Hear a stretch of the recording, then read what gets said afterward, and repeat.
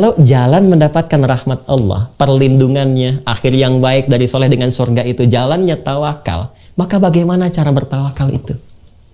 Seperti apa jalannya? Maka itulah yang menjadikan Rasulullah SAW sampai ke tingkat yang tertingginya. Inda sidratil muntaha, indaha jannatul ma'wa. Idh yaghsha sidrata ma yaghsha, ma zaghal basar wa ma tagha, laqad ra'a min ayati rabbihil kubra. Masya Allah. Surah An-Najm. Naik ke atas, berjumpa langsung dengan Allah Subhanahu wa Ta'ala, dan disampaikan at-tahiyyatu lillah. Atau riwayat lain at-tahiyyatu salawatu tayyibatu lillah. Ya? At-tahiyyatu lillah wassalawatu wattayyibah. Dijawab oleh Allah, assalamu alayka ayyuhan nabi wa rahmatullahi wa barakatuh. Apa jawab Nabi? Nabi tidak ingin sendiri mendapatkan anugerah Allah, karena sifat beliau dilukiskan di surah At-Taubah itu di penghujungnya. Laqad ja'akum rasulun min anfusikum azizun 'alaihi ma 'anittum harisun 'alaikum bil mu'minina raufur rahim. Telah tiba di kalangan kalian seorang rasul dari kalangan kalian, begitu merasakan keadaan kalian, susah, merasakan susah bersama kalian, duka ikut berduka, senang ikut senang, ya, peduli kepada kalian. Kalau perlu beban kalian pun ditampung oleh beliau. Bil mu'minina raufur rahim. Apalagi pada insan beriman, perhatiannya begitu dahsyat. Ketika Allah mengatakan assalamu alayka ayyuhan nabi, Nabi tidak ingin sendiri, Nabi memohon kepada Allah, assalamu alayna wa ala ibadillahi salihin. Masya Allah.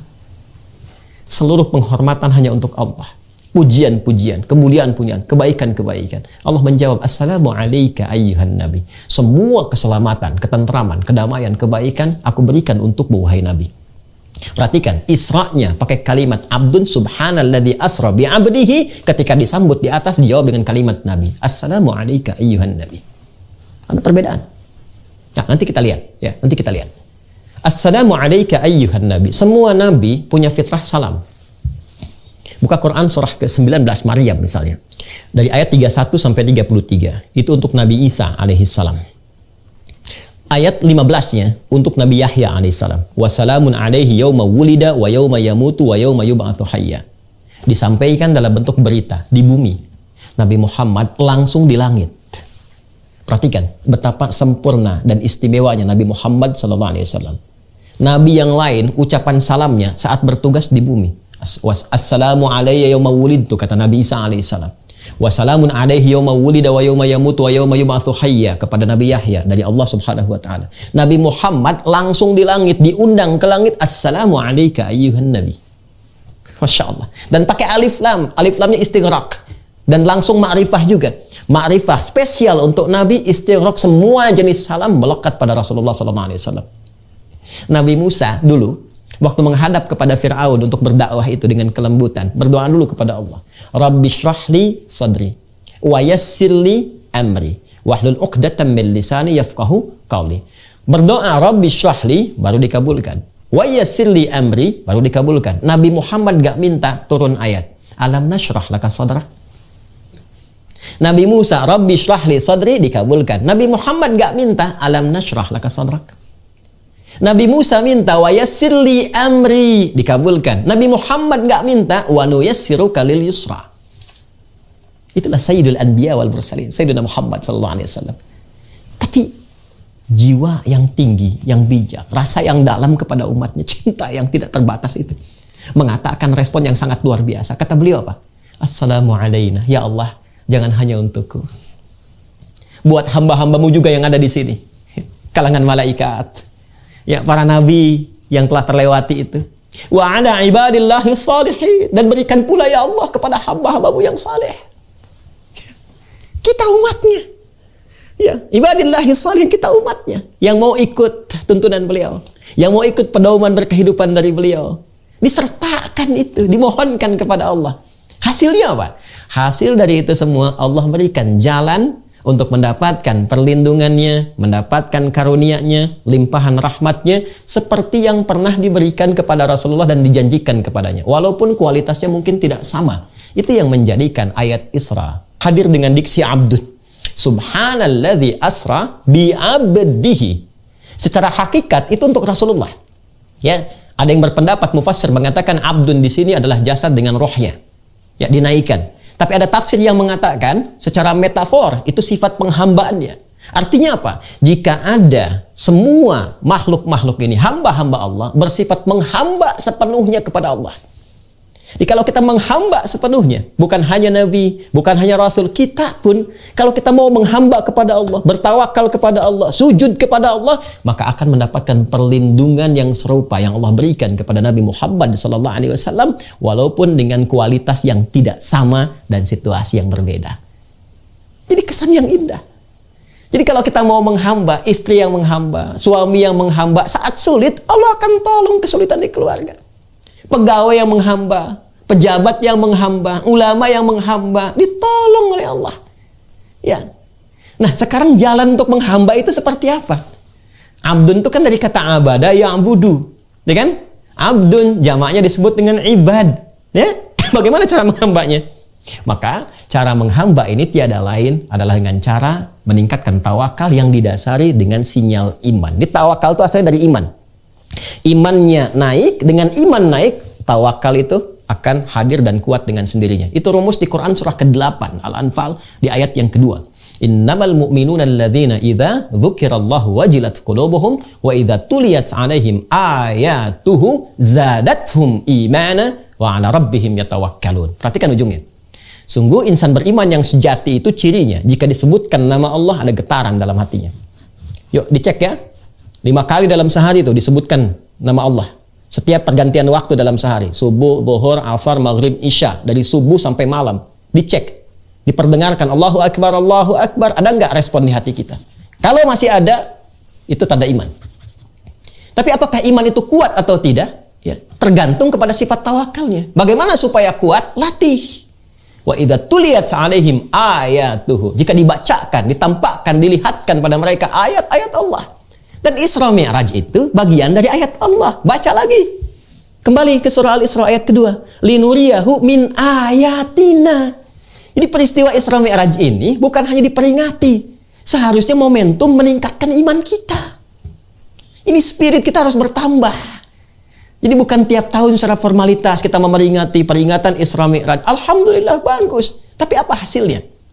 Kata Allah bukan sekedar yang pertama tadi, harus ada peningkatan kualitas iman, peningkatan tawakal, wa 'ala rabbihim yatawakkalun. Sekarang kita bertanya, bagaimana cara menguatkan iman itu yang bisa mendatangkan kekuatan tawakal? Itulah bagian segmen ketiga dari pembahasan di pertemuan kita kali ini yang menghadirkan oleh-oleh dari peristiwa Isra dan Mi'raj berupa ibadah salat. Berupa ibadah salat. Jadi ternyata salat itu bukan sekedar ibadah wajib yang secara formal harus kita tunaikan. Tidak. Desain sholat itu bukan sekedar perintah yang harus dilakukan untuk ibadah semata-mata. Tidak. Tapi ada feedbacknya kepada kita. Ada timbal balik.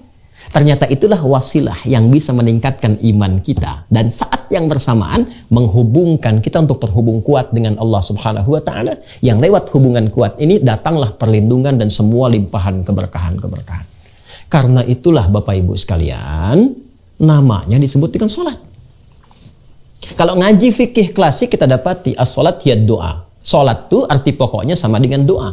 Tapi kalau kita ngaji kedalaman di bahasanya, kata sholah akarnya seakar dengan kata wasala. Yasilu silatan wasalatan. Sesuatu yang terhubung dengan kuat. Ada silaturahmi. Ya, sekarang Bapak Ibu sedang bersilaturahim, hybrid. Ada yang di JIC ketemu, ya, kuat. Sekarang kita lewat Zoom, ya. Suksesnya pertemuan ini bukan sekarang saat jumpa, nanti saat pulang, ya, kita ingat lagi, saling mendoakan, saling menyapa, saling memberi kabar. Itulah silah. Hubungan kuat yang tidak dipisahkan oleh ruang dan waktu. Ibadah yang melatih kita supaya terus terhubung kuat dengan Allah sehingga tak terpisahkan di setiap ruang dan waktu. Ke kantor ingat Allah, jalan ingat Allah, kerja ingat Allah, di rumah tangga ingat Allah. Ibadah itu disebut sholat. Karena itu nama lain sholat itu zikir. Zikir itu ingat, eling. Buka Quran surah keempat, An-Nisa ayat 103. فَإِذَا قَضَيْتُمُ الصَّلَاةَ فَاذْكُرُوا اللَّهَ قِيَامًا وَقُعُودًا وَعَلَى جُنُوبِكُمْ. Kalau kamu selesai menunaikan sholat, maka keberhasilan itu bisa dilihat. Kalau setelah sholat, ingat sama Allah, terhubung. Tuh. Quran surah ke-20 Thaha ayat ke-14, wa aqimis sholata li dzikri. Tunaikan salat sebagai zikir kepadaku. Jadi kalau orang salatnya benar, apa yang terjadi? Ada ketersambungan, konektivitas dia dengan Allah Subhanahu wa taala. Kalau konektivitasnya tinggi, itu yang menjadikan perlindungan Allah datang, menjaga dari perbuatan buruk. Ketika yang buruk itu dapat dihindarkan, maka yang baik akan datang. Rahmat Allah, perlindungan, kebaikan, kemuliaan. Itu yang menjadikan kekuatan iman bertambah. Karena itulah kalimat salat pertama dalam Al-Qur'an itu dibuka dengan kata iman. Buka Quran surah kedua Al-Baqarah di ayat yang ketiga. Sebelum Allah menyebutkan salatnya, imannya dulu yang ditampilkan. Alladzina yu'minuna bil ghaib wa yuqimunas shalah. Ya, cara meningkatkan ketakwaan, kemuliaan, kebaikan dengan cara meningkatkan iman itu dengan baik. Setelah iman itu meningkat, apa yang terjadi? Latih dia. Dengan apa? Dengan salat. Alladzina yu'minuna bil ghaib wa yuqimunas shalah. Dan dahsyatnya, ikatan iman yang diaktifkan lewat salat itu ternyata itu penanda pertama penghambaan kita kepada Allah Subhanahu wa taala. Masih ingat ayatnya yang di Al-Isra ayat kedua? Subhanalladzi asra bi 'abdihi. Tadi saya katakan abdun akarnya dari kata abada, ya'budu. Ya? Kemudian apa lagi? Orangnya abdun. Jamaknya disebut dengan ibad. Perintahnya u'bud. Sekarang perhatikan, setelah kita menghamba kepada Allah, datang menuhankan Allah Subhanahu wa taala dan mengatakan dari kita hamba, apa perintahnya? Pindah ke Quran surah ke-20 Thaha ayat ke-14. Innani anallah la ilaha illa ana fa'budni. Fa'budni. Kata Allah, sungguh akulah Allah. Nggak ada Tuhan yang layak dipertuhankan, disembah kecuali aku. Fa'budni. Perintahnya pakai fi'il amr. U'bud. Ya, kalau kita lakukan, maka yang melakukannya disebut dengan abdun. Jamaknya disebut dengan ibadun. Sembah aku, kata Allah, menghamba kepada aku. Kita bertanya, bagaimana caranya ya Allah? Teruskan ayatnya. Wa aqimis sholata lidzikri. Menghamba itu caranya dengan menunaikan sholat. Jadi sholat itu identitas penghambaan kita kepada Allah yang menunjukkan kekuatan dan keberadaan iman. Ya, setelah itu iman menguat, dipakai sholat. Dalam sholat kita mengaku hamba, kita iktarkan. Apa kalimatnya? Ya, turunan dari kata abdun lagi. Ya, apa yang kita katakan? Iyyaka na'budu wa iyyaka nasta'in. Allahu akbar. Coba lihat. Subhanalladzi asra bi 'abdihi abada. Perintahnya ubud.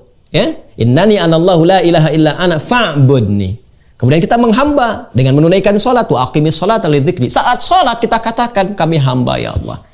Sekarang kami menghamba seperti engkau perintahkan. Engkau minta kami menuhankanmu, kami menuhankanmu ya Allah. Kau minta kami menyembahmu, kami menyembahmu ya Allah. Engkau minta sholat, kami sholat ya Allah. Iyyaka na'budu. Masya Allah. Ketika ada kalimat iyyaka na'budu, apa jawab Allah?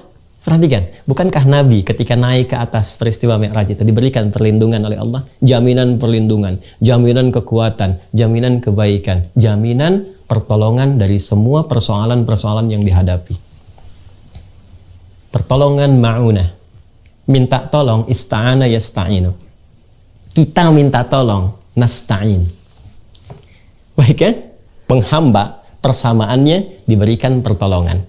Sekarang kita meminta kepada Allah, ya Allah, Engkau katakan syarat menghamba itu, ya, kami mesti tulus, dan dengan menghamba itu hasilnya kami mendapatkan perlindungan darimu, pertolonganmu. Sekarang kami minta, langsung diajarkan oleh Allah kalimatnya, iyyaka na'budu wa iyyaka nasta'in. Karena itulah perintah sholat dibuka dalam Al-Quran itu disandingkan dengan permintaan tolong. Buka Quran surah kedua Al-Baqarah di ayat ke-45. Wasta'inu bis-sabri was-salah. Kalau engkau punya persoalan dalam kehidupan, kata Allah, terima dulu. Karena masalah itu datang bukan ingin membuat engkau bermasalah. Tapi tadi, spirit pertama Isra Mi'raj, untuk menguji kesungguhan engkau. Apakah benar engkau ingin meningkatkan kualitas hidup? Apakah benar engkau ingin menampilkan kebaikan-kebaikan? Terima lu dengan sabar. Karena bukan hanya engkau yang punya masalah, orang dulu pun punya persoalan. Setelah engkau terima, datanglah kepada Allah. Minta lewat sholat. Wasta'inu bis-sabri was-salat. Kalau masih belum yakin, dikhitab iman kita. Dipertanyakan keimanan kita. Ya, karena tadi ada hubungan antara iman dengan sholat. Ditunaikan sholat, iman kuat. Iman kuat, tawakal naik. Rumus Quran surah 8 ayat 2. Tawakal naik, pertolongan tiba. Karena itu kalau orang masih ragu dengan pernyataan ini, Allah turunkan ayat 153. Quran surah kedua Al-Baqarah ayat 153. Imannya dulu disebutkan. Ya ayyuhalladzina amanu. Hei semua yang beriman, masih punya iman nggak? Bahkan pakai ayyuha tuh 150 kali disebutkan dalam Al-Quran. Ayyunya kan munada, fungsi taukid. Para ulama kita sudah jauh lebih dulu mengetahuinya. Haknya itu tanbih. Pakai ya disebutkan 361 kali dalam Al-Quran. Itu panggilan untuk nidaul qarib, mutawassit, dan ba'id. Memanggil yang dekat, yang menengah, yang jauh. Alladzina disebutkan 1080 kali dalam Al-Quran. Itu isim mausul, bentuknya jamak tanpa batas. Seakan Allah ingin mengatakan, hei semua yang merasa punya iman. Mau imannya lemah, sedang, ataupun kuat karena dekat dengan Allah. Aku tegaskan ya, aku ingatkan. Sepanjang kamu punya iman, kuatkan imanmu. Kalau punya masalah, kuatkan sinyal imannya. Nanti dari iman itu minta lewat apa? Salat. Ya ayyuhalladzina amanu sta'inu bisabri wassalah. Kalau kamu punya masalah, minta sama Allah, kata Allah. Di salat itu bukan sekedar ibadah formalitas yang kita tunaikan, ya, untuk menyembah Allah, tapi feedbacknya, manfaatnya untuk kita lagi. Jadi saking sayangnya Allah, kita diharapkan nggak punya masalah. Saking sayangnya Allah kepada kita. Setiap ada persoalan, selesai. Nih, subuh ke siang nih. Siapa yang nggak punya masalah? Subuh ke siang ini. Dari subuh ke siang ada masalah. Idealnya, konsepnya, datang kepada Allah, zuhur, menghamba, minta diberikan solusi. Selesai. Idealnya, dari zuhur ke asar, ada masalah, selesai di asar. Dari asar ke maghrib, selesai di maghrib. Maghrib ke isya, selesai di isya. Jadi tidur itu tinggal istirahat. Makanya kalau sholatnya benar, hidup cenderung bahagia. Masalah tuntas. Hidupnya tenang, hidup nyaman, senang. Tenang dan senang dalam bahasa Arab itu disebut dengan falah namanya. Bahasa Inggrisnya success and happiness. Ya, tenang dan senang itu falah. Sekarang perhatikan panggilan sholat saat dipanggil sholat itu. Kalau Anda bertanya, kenapa mesti sholat? Hayya 'alas sholah. DJ isi azan berkumandang. Live diperdengarkan. Jangankan Indonesia, dunia mendengar. Ya. Lalu Anda bertanya, kenapa harus sholat ya Allah? Dijawab lewat suara muadzin. Hayya 'alal falah.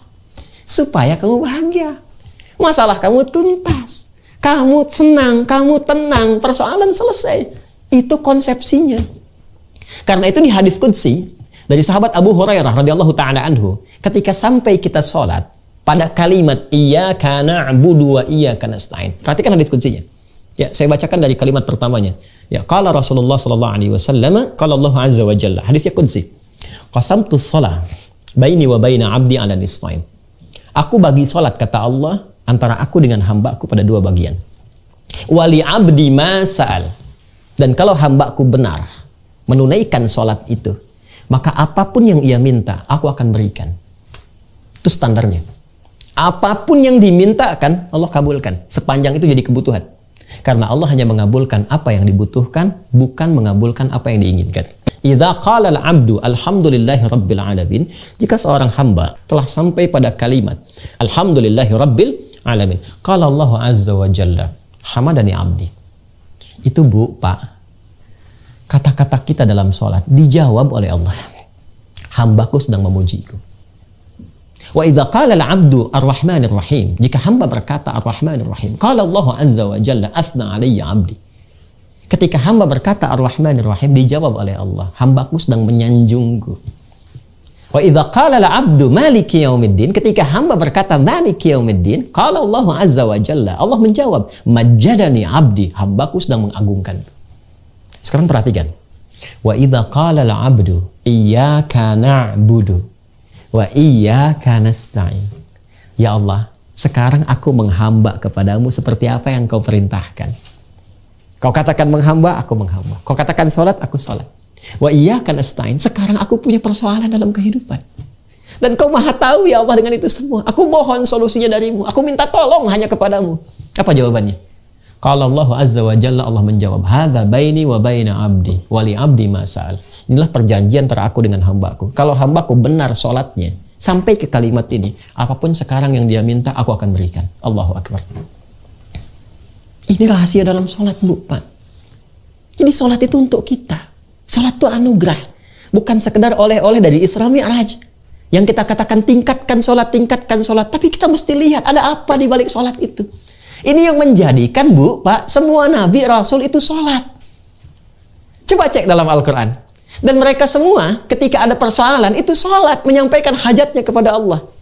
Ya, silahkan cek Nabi Zakaria.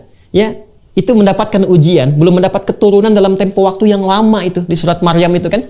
Ya, dari ayat kedua itu sampai ayat ke-15 sampai dapatnya. Itu kan doanya tuh sangat lirih sekali. Ya Rabbi inni wahanal azmu minni washta'ala ra'su syaiba wa lam akum bidu'aika rabbi syaqiyya. Dari rambut hitam sampai memutih, belum dapat keturunan, fisiknya sudah letih. Istri secara medis, maaf ibu, secara medis istri beliau divonis menopause dan mandul. Elisabeth namanya, istri Nabi Zakaria itu, saudaranya Imran ya dengan Hannah. Apa yang terjadi? Sholatnya spesial, ditunaikan di mihrabnya Maryam. Pindah surahnya ke surah ketiga Ali Imran ayat 38 sampai 39. Ditunaikan sholat di mihrabnya Maryam, cari tempat yang mustajab. Apa yang terjadi? Perhatikan ayatnya, viral sampai dengan sekarang. Hunalika da'a Zakaria rabbah. Di mihrab itu Nabi Zakaria kemudian sholat, memohon kepada Allah, berdoa. Qala rabbi habli min ladunka dzurriyyatan thayyibah innaka sami'ud du'a. Ya Allah, mereka mengatakan memvonis istriku tak mungkin punya keturunan. Kata mereka, nggak mungkin aku punya anak. Istriku divonis secara medis, monopause dan mandul, nggak mungkin punya keturunan. Maka aku hanya meminta kepadamu, sang pemberi tanpa punya batas. Sifat Allah yang memberi tanpa batas disebut dengan Wahhab. Qala rabbi habli, ya Allah, yang engkau memberi tanpa batasan. Mereka mengatakan aku punya keterbatasan, engkau tak punya batas. Mohon anugerahkan keturunan darimu saja. Hanya engkau yang mampu mendengar doaku. Kalau pada yang maha mengabulkan doa, pada yang maha mendengar tidak mengabulkan, lantas kepada siapa lagi aku mesti memohon? Apa yang terjadi? Perhatikan ayat 39-nya. Itu baru minta, Pak, Bu. Belum selesai sholatnya. Baru berdoa dalam sholat. Sholatnya belum selesai, masih berdiri. Sholat belum selesai. Bahasa Arabnya berdiri itu qa'imun. Masih sholat, yusolli. Tiba-tiba turun malaikat langsung. Pakai fa lagi. Para ulama kita, Masya Allah, para masyayikh, ya, lebih mengetahui daripada kami. Fa itu kan di ilmu nahwu harfu atfin rabitin baina syai'aini bila hudud. Huruf yang menyambungkan konjungsi dua peristiwa tanpa jeda. Peristiwa pertama berdoa, peristiwa kedua dikabulkan doa. Antara berdoa dengan dikabulkan nggak ada jedanya, Pak. Orang Betawi bilang nggak pakai lama gitu. Fanadathu, seketika turun malaikat menyeru kepada Nabi Zakaria. Fanadatul malaikatu, perhatikan syahidnya. Wa huwa qa'imun yusalli fil mihrab. Annallahu yubashshiruka bi Yahya. Turun malaikat sedangkan beliau masih berdiri dalam sholatnya, baru selesai doa, belum selesai sholat. Jadi kalau sholatnya benar, kita berdoa, belum selesai sholat pun dijawab, Pak. Bu, itu yang menjadikan semua nabi sholat. Ya, Nabi Isa ketika lahir, ya, itu sudah dalam buayan ibunya sudah mengatakan, mendeklarasikan saya sholat. Buka Quran surah ke-19, ya, surah Maryam ayat 1 sampai 33. Ayat 31 sampai 33. Wa ja'alani mubarakan aina ma kuntu wa awsani bis shalah. Allah memberkahi aku dan juga ibuku. Allah mewasiatkan kepadaku supaya aku sholat. Nabi Isa, Yesus, Mesias, sholat. Nabi Musa sebelumnya sholat. Quran surah ke-20 ayat ke-14. Innani anallahu la ilaha illa ana fa'budni wa aqimis sholata li dzikri. Itu perintah Allah pada Nabi Musa.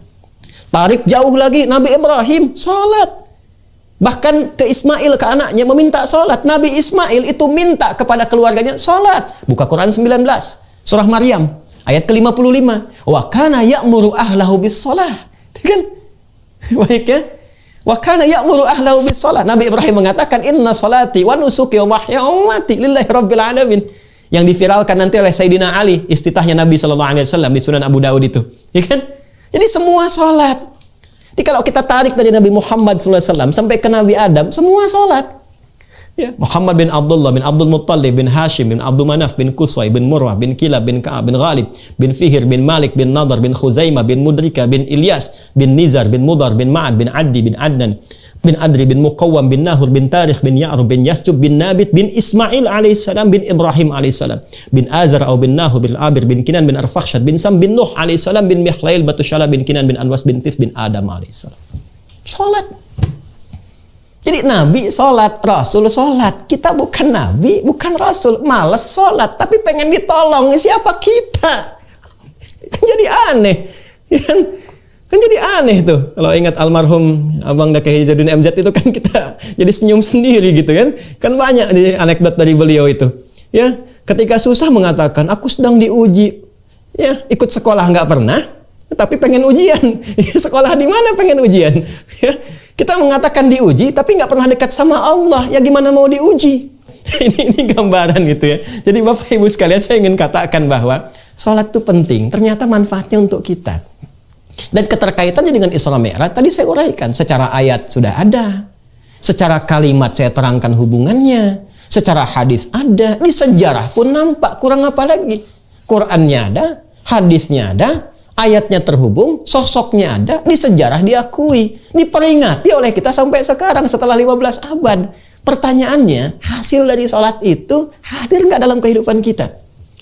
Coba kita cek itu. Satu, menjadikan kita terlindung dari maksiat. Quran surah ke-29 ayat ke-45. Inna sholata tanha 'anil fahsya wal munkar. Sholat mencegah, melindungi kita dari perbuatan maksiat. Sumbernya cuma dua. Kalau bukan fahsya, itu mungkar.